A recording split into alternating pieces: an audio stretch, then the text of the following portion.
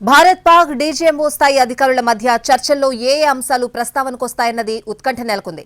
భారత్ ముప్పేట దాడితో ఇప్పటికే పాకిస్తాన్ దారికొచ్చింది. కాల్పుల విరమణ కోసం అభ్యర్థించింది. దీనిపై భారత్ సానుకూలంగా స్పందించింది.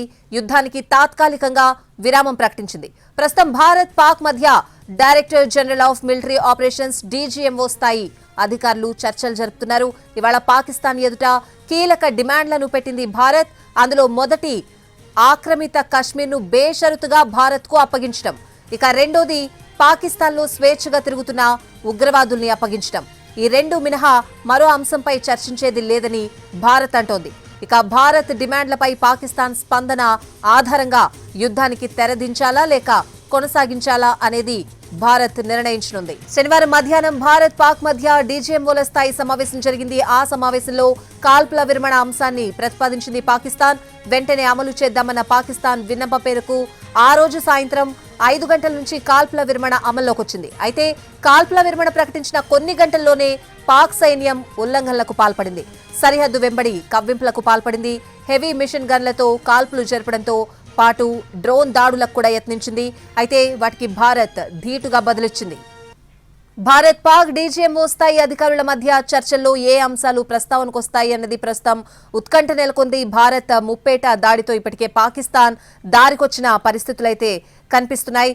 ఇదే అంశానికి సంబంధించిన పూర్తి అప్డేట్స్ అడిగి తెలుసుకుందాం. మా ప్రతినిధి ప్రసాద్ లైవ్ లో సిద్ధంగా ఉన్నారు. ప్రసాద్, భారత్ పాక్ డీజీఎంఓ స్థాయి అధికారుల మధ్య ఏ అంశాలు చర్చకొస్తాయి అనే ఆసక్తి ప్రతి ఒక్కరిలోనే నెలకొంది. కరెక్ట్. రెండు దేశాల మధ్య శాంతి నెలకొల్పినందుకు కాల్పుల విరమణపై ఒక అవగాహన కొద్దామని చెప్పి పాకిస్తాన్ చేసిన ప్రతిపాదనను భారత్ అంగీకరించింది. ఆ మేరకు ఈరోజు మధ్యాహ్నం 12 గంటలకు సమావేశం కావాలని చెప్పి కూడా నిర్ణయం తీసుకున్నారు.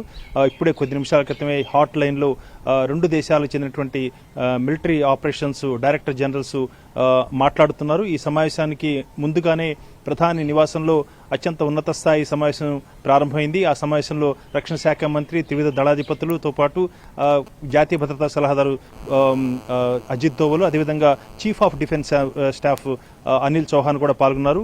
ఒకవైపున సమాంతరంగా చర్చలు జరుగుతుండగా మరొక వైపున ఉన్నత స్థాయి సమావేశం ఏర్పాటు చేయడంలో ప్రధాన ఉద్దేశం నిన్న ఆశాంతం కూడా ఏ ప్రతిపాదనలు ఇది కేవలం డైరెక్టర్ జనరల్ మిలిటరీ ఆపరేషన్స్ స్థాయి వరకు ఉన్నటువంటి స్థాయి సమావేశం కాబట్టి ఆ స్థాయిలోనే ఆ మేరకు మాత్రమే దీని అంశంపై చర్చించే అవకాశం ఉంది. ప్రధానంగా కాల్పుల విరమణ, అదేవిధంగా సైనిక బలగాల యొక్క విడతల వారీగా ఉపసంహరణ, అదేవిధంగా మోహరించేందుకు ఇప్పటికీ తరలిస్తున్నటువంటి సైనిక బలగాలను పాక్ ఉపసంహరించుకోవటం, ఉగ్రవాద చొరబాటుదారులను ఏమాత్రం కూడా తిరిగి ప్రోత్సహించే ప్రయత్నాలు చేయకపోవటం, అదేవిధంగా తీవ్రవాదాన్ని ప్రోత్సహించకుండా విరమించుకోవటం, ఇలాంటి ఖచ్చితమైనటువంటి ప్రతిపాదనలపై నిన్న చర్చ జరిగింది. ఇదే అంశాలకు సంబంధించి మరొకసారి సమీక్ష చేసేందుకు గాను ప్రధాని నివాసంలో ఇలాంటి ఉన్నత స్థాయి సమావేశాన్ని ఏర్పాటు చేయడం జరిగింది.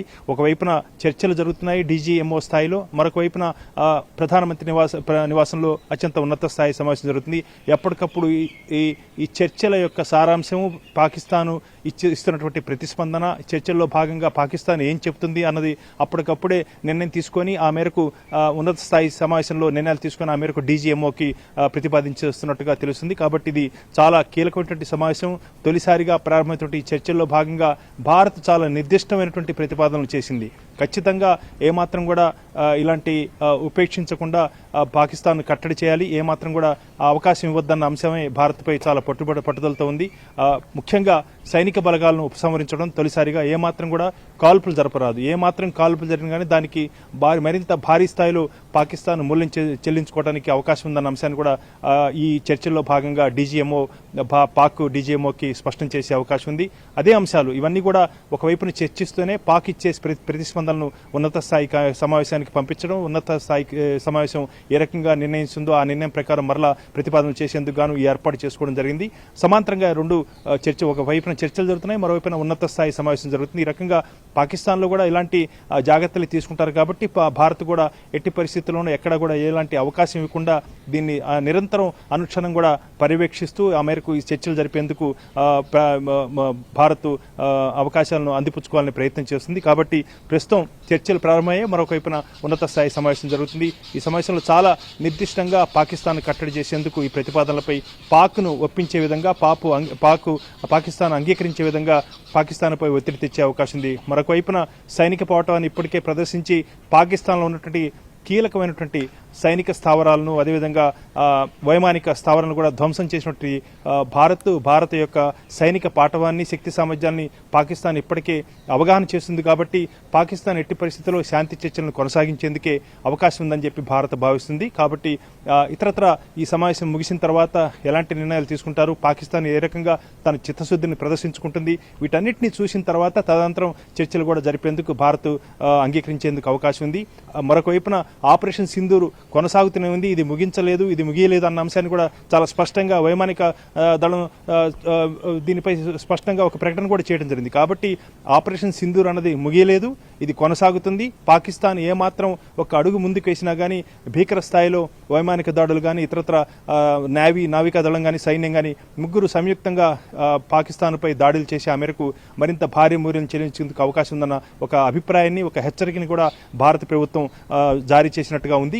ఈ సమావేశాల ద్వారా ఖచ్చితంగా పాకిస్తాన్ ఈ సమావేశంలో కొంతమేరకు చర్చలు ముందుకు సాగేందుకే అవకాశం ఉన్నట్టుగా భారత్ భావిస్తుంది. చూడాలి ఏ చర్చల యొక్క సారాంశం ఏ రకంగా ఉంటుంది, పాక్ ఏ రకంగా స్పందిస్తుంది అన్న అంశాన్ని చూసిన తర్వాత భారత్ తన నిర్ణయాన్ని కూడా అధికారికంగా ప్రకటించే అవకాశం ఉంది. చర్చల సారాంశాన్ని కూడా దేశ ప్రజలకు ప్రపంచానికి కూడా తెలియజేసేందుకు అవకాశం ఉంది. దీన్ని అధికారికంగా కూడా ప్రకటించేందుకు సాయంత్రంలోగా ఎప్పుడో కూడా మీడియా సమావేశం కూడా పెట్టేందుకు అవకాశం ఉంది. ప్రసాద్, పూర్తిగా పాకిస్తాన్ మీదే ఒత్తిడి ఉంది అని అనుకోవాలా? భారత్ ఏవైతే డిమాండ్లు పెట్టిందో దానికి అనుగుణంగా పాకిస్తాన్ నిర్ణయాలు తీసుకునే అవకాశం ఉందా? ఒత్తిడి అంతా పాకిస్తాన్ మీదే ఉందనుకోవాలా ఈ చర్చల్లో? అలానే ఏం కాదు. పాకిస్తాన్ చేసినటువంటి దుండూరి చర్య పెహల్గాం దాడి, ఆ ఉగ్రదాడిని అనుసరించే ఆ మేరకు భారత్ తీవ్రమైన స్థాయిలో విరుచుకుపడి మెరుపుదాడులు చేసి ఉగ్రవాద స్థావరాలను ధ్వంసం చేయడం జరిగింది. ఇదంతా కూడా పాక్ ప్రారంభించింది. కాబట్టి పాక్ పైనే సహజంగా ఒత్తిడి ఉండేందుకు అవకాశం ఉంది. అదేవిధంగా సరైన రీతిలో ధర్మబద్ధంగా ప్రతిపాదన చేసేందుకు కూడా భారత్ను అంగీకరింపజేసేందుకు సమ్మతింపజేసేందుకు కొంతమేరకు అమెరికా కొంత ప్రయత్నాలు చేసే అవకాశం ఉంది. అయినప్పటికీ కూడా అంతర్గతంగా ఉన్నటువంటి రాజకీయ పరిస్థితులు అదేవిధంగా భారత్ ప్రజల యొక్క ఆకాంక్ష, ప్రజల యొక్క అభిమతం ఏ రకంగా ఉందన్న అంశాన్ని దృష్టిలో పెట్టుకుని భారత ప్రభుత్వం కూడా కొన్ని నిర్దిష్టమైనటువంటి ప్రతిపాదన చేసే అవకాశం ఉంది. ప్రస్తుతానికి కేవలం కాల్పుల విరమణపై అవగాహనకు ఏ రకంగా రెండు దేశాలు ప్రయత్నం చేయాలన్న అంశంపైన చర్చించినప్పటికీ కూడా తదనంతర దశల్లో వచ్చే చర్చలు ఒకవేళ ముందుకు సాగినట్లయితే ఈ శాంతి చర్చలు ఆ మేరకు ఖచ్చితంగా కొన్ని నిర్దిష్టమైన ప్రతిపాదనలు చేసే అవకాశం ఉంది. ఆ ప్రతిపాదనలోనే ఈ సింధు జలాల ఒప్పందం విరమించుకోవటం కానీ ఇది వీటన్నిటిపై కూడా కొంతమేరకు సడలించేందుకు అవకాశం ఉంది. భారత్ వీసాల రద్దు కానీ ఇతరత్ర ట్రేడ్ని అంటే వ్యాపార లావాదేవీలు పునరుద్ధరించుకోవడం కానీ బోర్డర్ ద్వారాలు తెరుచుకోవడం కానీ ఇవన్నీ కూడా తదనంతరం చర్చల్లో భాగంగా వచ్చేందుకు అవకాశం ఉంది. ప్రస్తుతానికి మాత్రం కాల్పుల విరమణను అమలు చేయాలి. ఆ కాల్పుల విరమణ అవగాహన మేరకు పాకిస్తాన్ చిత్తశుద్ధితో కూడా ప్రదర్శించుకోవాలి. ఆ మేరకు తను నిరూపించుకోవాలి తన యొక్క నిజాయితీని. ఆ మేరకే భారత్ తిరిగి ప్రతిస్పందించేందుకు అవకాశం ఉంది. అయితే పాక్ ఏమాత్రం కూడా తోకజాడించినా కానీ దానికి సరైన రీతిలో బుద్ధి చెప్పేందుకు ఇప్పటికే రక్షణ బలగాలకు అప్రమత్తం చేయడం జరిగింది. ఇప్పటికీ ఆపరేషన్ సింధూర్ కొనసాగుతూనే ఉంది. ఏమాత్రం కూడా అధికారికంగా ఇది ముగిసిందని చెప్పేందుకు కూడా భారత్ ఇష్టపడలేదు. కాబట్టి భారత్ ఒకవైపున మెడ మీద కత్తి పెట్టి హెచ్చరిస్తూనే పాక్ను చర్చలకు రావాలని చర్చలు జరిపేందుకు అంగీకరించింది. చర్చలలో మాత్రం ఏమాత్రం కూడా తన చిత్తశుద్ధిని ప్రదర్శించుకోకపోతే భారత్ తిరిగి దాడులు చేసేందుకు అవకాశం ఉంది. ఆ మేరకు పాకిస్తాన్ను మరింత కట్టడి చేసే అవకాశం ఉంది.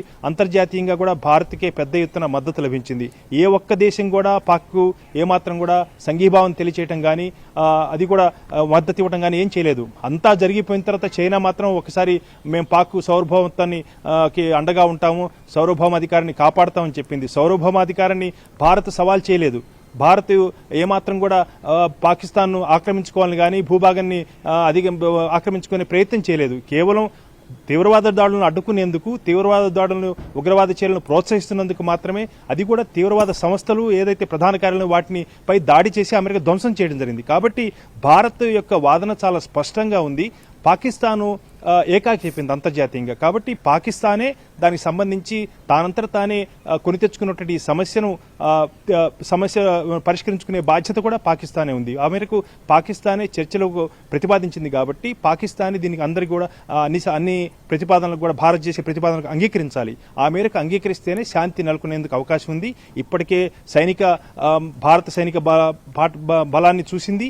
పాకిస్తాను ఏ రకంగా ఎంత డోలగా ఉందో అన్న అంశాన్ని కూడా పాకిస్తాన్కి అర్థమైపోయింది. కాబట్టి పాకిస్తాను ఖచ్చితంగా ఈ శాంతి చర్చలు కొనసాగించేందుకు అవకాశం ఉందన్నది భారత ప్రభుత్వం యొక్క అంచనా. ఆ అంచనా మేరకు పాకిస్తాన్ కనుక ముందుకొచ్చి చర్చలను నిజాయితీగా అమలు చేసే అవకాశం లేకపోతే మాత్రం తదనంతర పరిణామాలు మాత్రం చాలా తీవ్రంగా ఉంటాయన్న అంశాన్ని కూడా హెచ్చరిస్తూనే పాకిస్తాన్తో చర్చలు జరుపుతుంది. ఈ చర్చల క్రమం ఏ రకంగా ముందుకు సాగుతుంది, చర్చల్లో పాకిస్తాన్ ఏ రకంగా ప్రతిపాదనలకు అంగీకరిస్తున్న అంశంపైనే తిరిగి తదనంతరం చర్చలు జరిగేందుకు ఎలాంటి అవకాశాలు ఉన్నది మనం అంచనా వేసుకోవడానికి అవకాశం ఉంది. ఈ చర్చల సారాంశాన్ని కూడా భారత ప్రభుత్వం కొద్ది నిమిషాల తర్వాతనో లేకపోతే సాయంత్రంలోగా దీని మీడియా సమావేశాన్ని కూడా నిర్వహించి ఆ మేరకు ప్రజలకు కూడా తెలియజేసే అవకాశం ఉంది. చూడాలి ఏ రకంగా పాకిస్తాన్ ఈ ప్రతిపాదనలకు అంగీకరించి ఈ చర్చల క్రమాన్ని ముందుకు సాగేందుకు ఎంత ప్రయత్నం చేస్తుంది, తన చిత్తశుద్ధి ఏంటన్నది మనం చూస్తే గానీ మనం అర్థం కాదు. కొద్ది గంటల్లోనే దీనిపై ఒక స్పష్టత వచ్చే అవకాశం ఉంది. Right Prasad, thanks for the updates.